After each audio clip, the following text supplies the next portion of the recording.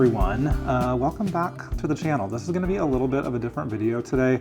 I am not doing my typical card making or crafting tutorial because I'm traveling this week. I'm actually leaving bright and early tomorrow morning, but I still wanted to get a video out for you guys. And I also realized that it has been exactly 2 years, well, a little bit over 2 years, but it's been 2 years since I quit my full-time job and started pursuing my creative passions full-time, which is a little hard to believe, but I figured with this week being so busy, this would be the perfect time to just have a little sit-down chat type of video and talk about what the past 2 years have been like, some of the pros, the cons, lessons learned, and where I'm at today. So if you are into that style of video, stick around. This will be a great video for you. Or if you're an aspiring creator and you've been thinking about taking the leap into some sort of creative passion full-time, this could also be a helpful video for you. If you're here for a card making tutorial, sorry, but there is always next week, and I hope maybe you'll stick around anyway. For those of you that may happen to be new here, hi, my name is Ralph. I am a full-time card maker and content creator. I make crafting and card making videos here on YouTube, Instagram, TikTok, all the places. And like I said, I quit my corporate job 2 years ago to pursue this full-time. If you're interested in hearing more about how that decision was made and what kind of led up to that, I do have a video talking all about that. It's actually the very first video I posted on my YouTube channel here, and I absolutely welcome you to go check that out. This video is less about how I became a full-time creative and more around what the journey of being a full-time creative has actually been like. And I should also go ahead and preface that this video is not scripted out. I have a couple of bullet points here in front of me of topics I might want to hit, but this is very much off the cuff kind of stream of consciousness. So please forgive me if we take the scenic route today.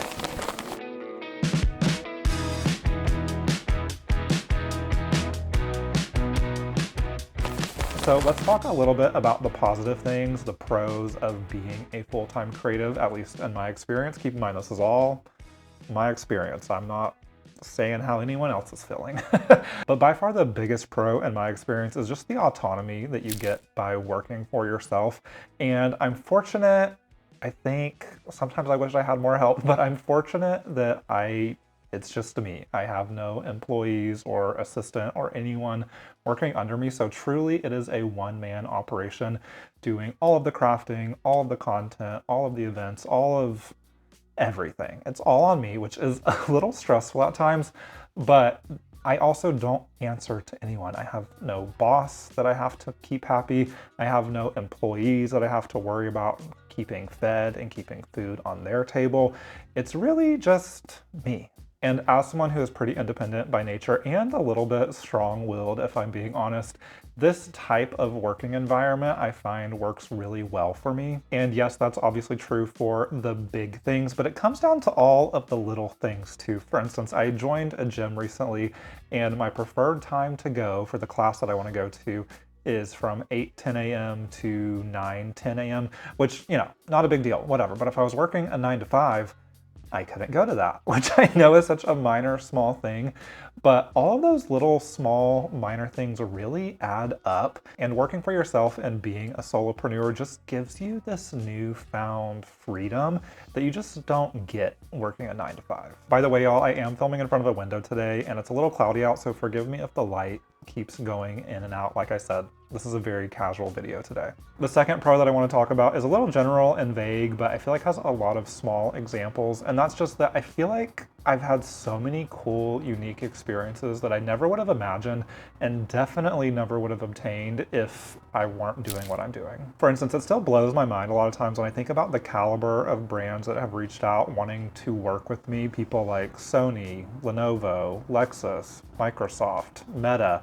I mean, these are huge household brands that are somehow stumbling upon my content, my little handmade cards, and they're seeing value in that, which, I don't know, it still blows my mind and is very humbling in a lot of ways. And I love as well that because what I do is more crafting and creative and art focused, that I'm able to work with these brands in ways that, and this is not me trying to, you know, put content creators into buckets, but feels a little bit more meaningful and less pushy.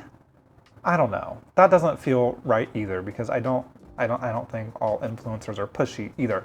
Anyway, I think you get what I'm saying here. I think there's just this really interesting intersection here where these really large household corporations are seeing value in someone like me sitting in my craft room making little handmade cards all day.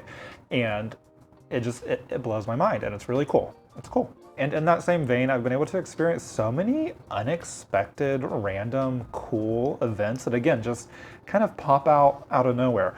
For instance, I went to the movie premiere for Novocaine and met Jack Quaid, which that was interesting and cool and unexpected. I think a lot of you know I worked with Facebook to build a huge life-size greeting card for their largest in-person event of the year last year. I created a greeting card that was, basically a huge three-dimensional mural that people used for a photo op. That was insane. Another example is I got invited to this event that Lewis Hamilton, who's one of the biggest racers in Formula One, was hosting here in Austin. And I know nothing about Formula One or really sports in general, but because I was in Austin and I had made connections with the folks who were help organizing the event, I got invited randomly as a VIP, and that was fun. Oh, and another insane thing that happened that I just remembered is I actually don't think I'm allowed to talk about this, so I'm gonna speak vaguely.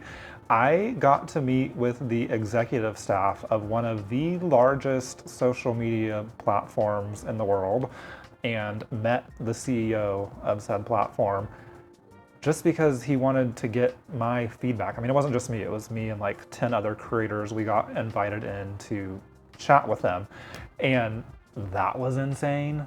So, I mean, I could go on and on about all of the various random, cool, unique experiences that all of this has given me, but at the end of the day, all that to say, it's just been a fun, interesting journey, and I enjoy that I don't necessarily ever know what the next day is gonna bring, but some of those days have really fun, cool, exciting surprises. Oh, and how could I forget, I also temporarily had my own product line of crafting supplies. That was insane, being able to see my name on physical crafting products, but not just that, then seeing you guys actually use those products and create your own creations with them, that was beyond cool. But anyway, you get the picture. Lots of cool experiences. The third pro I want to talk about is something that I've actually talked about in previous videos, so I'm not going to hamper on it too long. But the third pro is just this newfound confidence that taking this huge step and working for myself has given me. I was terrified to quit my 9-to-5 steady corporate job, but stepping into the unknown and taking a bet on myself and doing something that, is not necessarily guaranteed to work out or I'm guaranteed to be successful in, that alone has given me so much confidence that I can truly do whatever I put my mind to. I used to be terrified of the idea of, oh, what happens if I lose my job or whatever, X, Y, and Z. But now I still kind of have that feeling with AI on the horizon, but now I kind of feel like I'm always going to land on my feet, which is not a confidence that I had 2 or 3 years ago. And then the last pro I want to talk about is simply just seeing the impact that my work has on all of you. Not that I feel like my work is some crazy, important, life-changing thing, not at all. It's actually quite the opposite. I feel like I can get into this mindset a lot of times when, again, I'm home working by myself all day, making my little cards, filming them and putting them on the internet, and some days I'm in the spiral of, why am I doing this? What is this for? But then I will get a comment or a DM from one of you who tell me how much you enjoy watching my content and how it makes you feel seen and heard, or you're able to relax at the end of the day. Or one of my favorites is when people contact me and tell me that they started card making after they found my videos. That really warms my heart. And I want to be careful to make sure it doesn't sound like I'm like, oh, I love to be doted on and told how great I am. That's not the case. It just makes all of this feel more tangible and real, and like there really is a purpose behind it, which I know there is, but sometimes when you get in the monotony of the day-to-day, you can kind of lose sight of it. And being reminded of those things through a text, not a text, a comment, a DM, occasionally, it doesn't happen often, but I've run into a few of you in person. That is insane.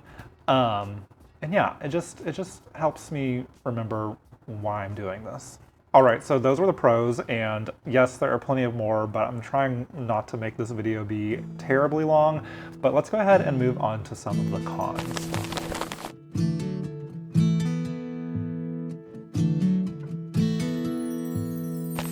First of all, and this kind of actually goes back to my first pro of the autonomy of this work, but the con, kind of the flip side of that, is there is no playbook. There's no book you can go get from the library that teaches you how to be a full-time creative or artist or content creator or whatever your shtick is. And the reality is, a lot of the business side of this, you just have to be brave and learn it on your own. Yes, there are other content creators out there who may be in a similar niche as you, and yes, you can absolutely lean on them for support and guidance, and that can be helpful if you have that resource available to you. But at the end of the day, 99% of the time, it's gonna be you in this house by yourself. And so you gotta get really comfortable with managing your time, prioritizing what you need to work on, and figuring out all of the complexities that go on behind the scenes, and how to make money, by the way. You need to learn how to make money. So I would say that's one of the biggest cons, is just this kind of almost constant state of discomfort. And I don't want to overspeak there, because that discomfort has become less and more manageable over the past 2 years. But there is always a little sense of discomfort knowing that to put food on the table, you have to work, and there's nobody telling you what to work on or what's best to work on, or, you know, it's all up to you. And that brings me to con number 2, which is monetizing your hobby is really freaking hard. And there's actually 2 sides to this coin. The first one is the obvious one that, okay, so you have a hobby, you're an artist, maybe you're a painter, illustrator, drawer, whatever. You want to turn that into a career. You have to figure out how you can use those skills to bring enough income in to, you know, afford whatever lifestyle you wish to have. That could be through selling prints of your art, or making a course, teaching classes, selling products, you know, the list goes on and on. But all of those things take time and effort. And unfortunately, in the world we live in, I feel like art and creative endeavors are not always valued respective to the skill and effort required. So finding a way to monetize your hobby that works for you is a challenge. And the second part of this is, once your hobby becomes your day job or your career or your vehicle through which you make income, it kind of stops being your hobby and starts just being your job. Now, don't get me wrong, I still love card making and crafting, but am I making cards and making videos when I don't necessarily want to be making cards? Yes. Are there days where, because I've been working through this mindset of not wanting to craft, not wanting to create, and forcing myself to do it anyway, I start to like making cards less? Also yes. And that's taught me 2 things. Number 1, you have to protect that sacred bubble, your love of that artistry, whatever it is that got you interested in this in the first place. If you allow making money and it being your job to consume all of you and all of it, it's not going to be fun anymore. I've noticed that whenever I start to feel that feeling kind of creep up, that's when I know I need to take a break, because if you're not enjoying what you're making, y'all are gonna notice too. You know what I mean? And then the second thing I've learned around that is to just kind of respect the process.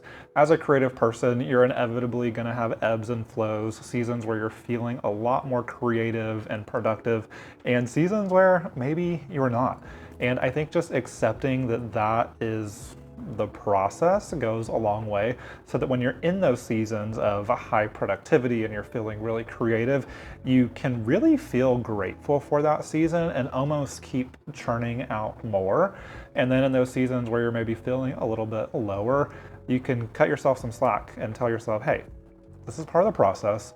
No one is meant to churn out creative projects, art, at the speed at which the internet wants to devour them. You know what I mean? So we're just not built that way, so cut yourself some slack. Oh, but also there's a third thing, and that's pick up another hobby. For instance, I have recently picked up journaling.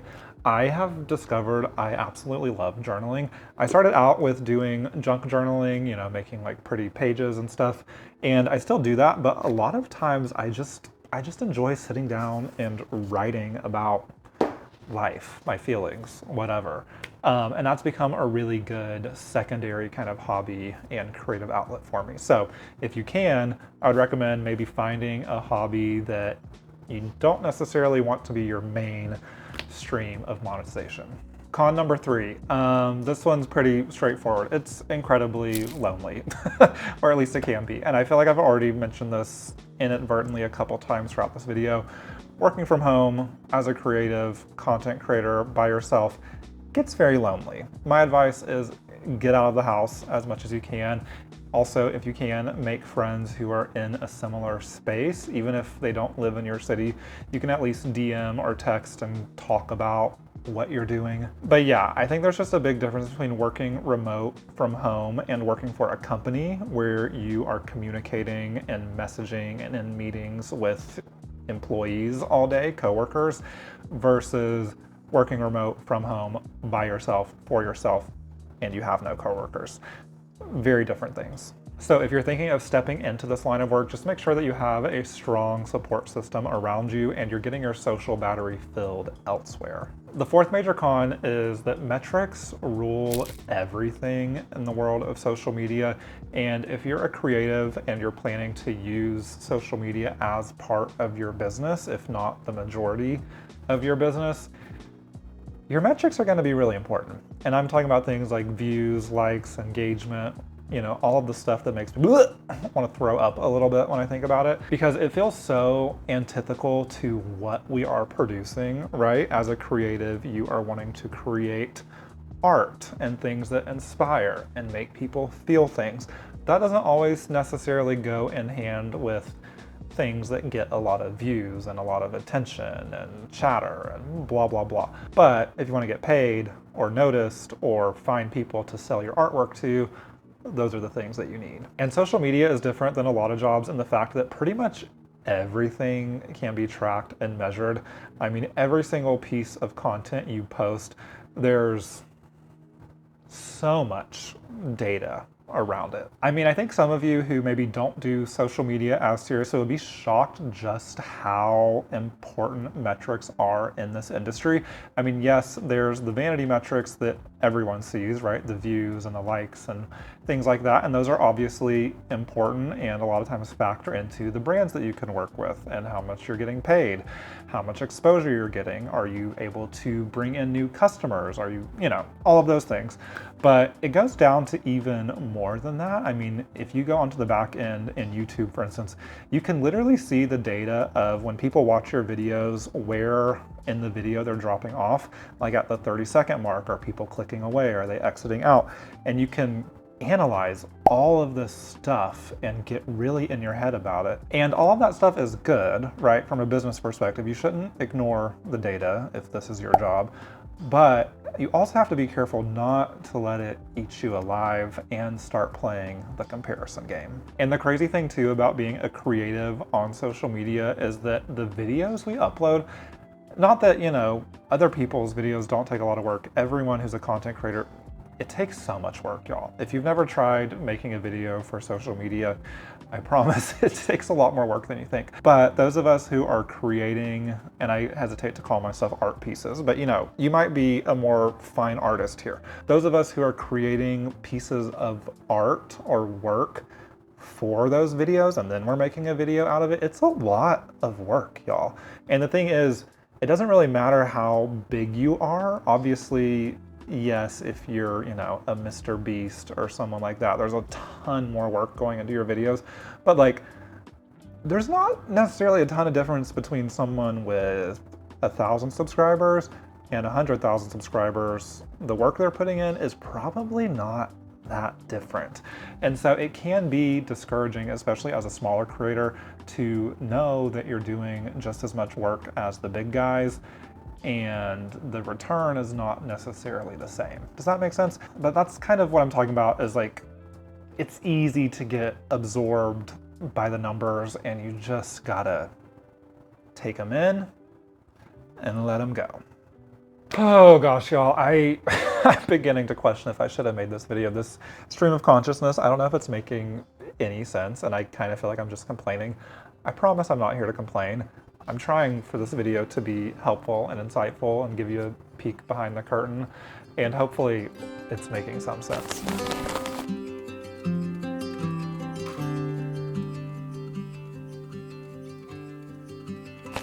But moving on to my last con, and this one is more personal. It kind of transitions into the conversation of where I'm at today and the challenges that I'm kind of facing currently. And to be candid, and honestly, this isn't new. I've kind of talked about this idea before, but I still really struggle with knowing where I fit in, not just in the crafting, card making universe, but also like the overall social media universe, if that makes sense. I don't know. I guess some days I just feel kind of like a square peg that I'm just trying to hit into a round hole. I don't know. Or maybe that's not even a fair comparison. Maybe it's a square peg I'm trying to make my own new hole. And just, I don't know. I'm always kind of like, I don't know. Is it working? I don't know what I'm doing. And I say that, let me clarify a little bit. What I mean is I don't always know what content I should be making. For instance, I started out doing my ASMR card making videos over on TikTok and Instagram, which is what helped me kind of turn this into a job. But the nature of making only that kind of content feels a little transactional in the sense that I'm making these, fun, pretty, fun to watch videos, but they get consumed like this, and I don't know that there's a ton of investment in the community around it. Does that make sense? It kind of just feels like these one-off, fun videos. Whereas on YouTube, I really like YouTube because I feel like I have a more personal connection to you guys because I'm sitting here talking to a camera. And I love that. Like, I feel like when I'm in the comments of my YouTube videos, I recognize a lot of you who comment multiple times, and I feel like there's a real sense of community down there, you know what I mean? And so where I'm kind of struggling is I really want to lean into that community aspect. However, to be candid, the majority of my income comes from TikTok and Instagram, which is a little less community focused. Does that make sense? Are you following me? And what I'm struggling with is how can I inject more of myself and community building type content onto TikTok and Instagram without upsetting those people who follow just to see cute, quick little ASMR videos? Or do I even worry about that and just continue focusing on what I'm already doing here on YouTube? But even that brings up these ideas of like, well, what kind of content should I be making for YouTube? Because what I don't want to do is become purely an educational channel, because I know in my heart of hearts that that will burn me out, and I don't think that is where my long-term passion lies. Yes, I love sharing and teaching and educating you guys about the things that I'm interested in, but I don't imagine myself being a full-time only tutorial education channel. Does that make sense? Like, I really value this more like casual connection. I hope I'm making sense. And also, if I'm being entirely candid, I think there's this real gap or need in the card making, crafting niche for a place for people to gather that maybe don't fit the mold. Does that make sense? And this is not to say that any mold is right or wrong, but there's a certain demographic that is, most present in this space. And like I've said in prior videos, I don't really feel like I fit the mold of what that is. And I've gotten so many DMs and messages from, people that watch my content. And I've gotten messages, for instance, from people in the queer community. They're like, oh my gosh, I love being able to follow a card maker who's openly gay and X, Y, and Z. And I don't know, I think that there's like, I want all of the little misfits to come over to Ralph's channel and see that it's okay here. Does that make sense? So like that feels more important to me than just teaching you how to make a card. Gosh, I'm rambling. Okay, as you can tell, I clearly like constantly in my head about like, what is this channel? What am I building? Where am I headed? And that's kind of it. It's like, okay, on one arm, I have TikTok and Instagram, which is very short form heavy, the ASMR card making videos, bread and butter. Over here on YouTube, I feel like I have this really interesting, exciting opportunity to build a community, and I'm feeling very protective of it. Does that make sense? I don't know. Okay, I'm probably being way too candid with you guys about the state of the union, but I also think some of this is just me. You know what I mean? Like it's just past baby Ralph stuff. For instance, back to the topic of getting invited to do really cool, fun events. I got invited earlier this year to an event that YouTube put on. They came here to Austin for South by Southwest and put on this very intimate event for a select number of YouTube creators. They invited, I believe they told me it was 30 YouTubers. I got the invite and I was like, oh cool, I'm excited to go. It's at this swanky little cocktail bar downtown. It'll be fun to meet some other YouTube creators. I did not realize that it was like a big deal. When I showed up, the other creators, remember I said there were about 30 of us, they were some of the largest YouTubers on the platform, period. Like people that I watch and grew up watching. Ryan Trahan was there, Rhett and Link were there, Hope Scope, I can't remember his name, the guy that hosts Hot Ones was there, Colin and Samir were there. I mean, it was like, you know, kind of like the who's who of YouTube, and then I was there. Like, I don't know, don't get me wrong, I was so grateful and excited to be there, but I literally was standing there, you know, I mingled and had fun, and everyone was so nice. I want that to be very clear. Everyone was incredibly lovely. But I ended up leaving early because I felt, I don't know, I think I just felt this overwhelming feeling of like, I don't belong here. I'm gonna get found out. All of these people are way cooler and way more successful than me. They made a mistake bringing me here. And I just got really in my head and left. And that's the reality, guys. Like, I would love to be like, oh yeah, I went to this influencer event. It was so cool. All the biggest YouTubers were there. I'm so important. That's not how it felt. And so that's what I mean when I'm like, well, maybe this is just me stuff. I'm like, I don't know where I fit in this space. But that's my current struggle. All right, guys. I don't know if I'm gonna post this video. I feel like I've just been rambling for like 30 minutes about nonsense, but hopefully there was a through line there and this video was helpful in some capacity, or at least interesting or entertaining. I do want it to be said because I feel like we talked a lot at the end about the cons and my current struggles.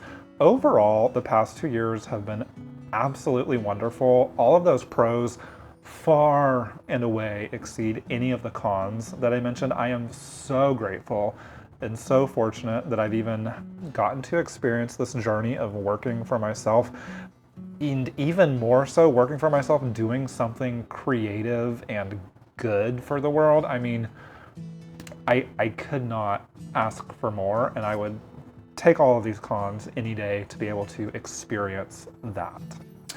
Actually, before we leave, I want to know down in the comments, I have considered creating a Patreon community for all of us. I would, you know, put some exclusive content up there, but it would primarily be a community for more behind the scenes chats and updates like this, and share some of our cards, maybe give away some of my cards. I don't know. I got a lot of ideas up here, but let me know down in the comments if that is something you would be interested in, and I'll keep thinking about it. But with all that being said, I need to go get packed for my trip tomorrow. I appreciate you guys so much for being here. If you want to watch more content, be sure to click on one of the suggested videos at the end of this video.